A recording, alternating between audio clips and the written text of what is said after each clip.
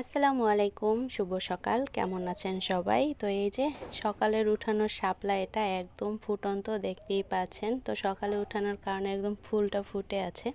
আর শাপলার এই ডাঁটাটা কিন্তু ইলিশ মাছ আর চিংড়ি মাছ দিয়ে খেতে অনেক বেশি মজা লাগে। তো এই যে শাপলাটা আমি কেটে নিচ্ছি।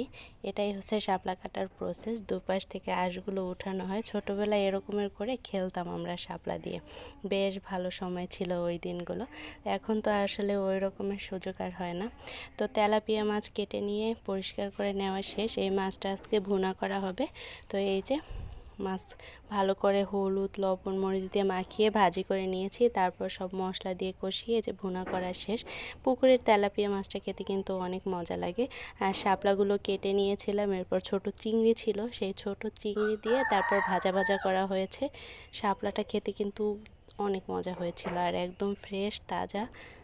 ধন্যবাদ।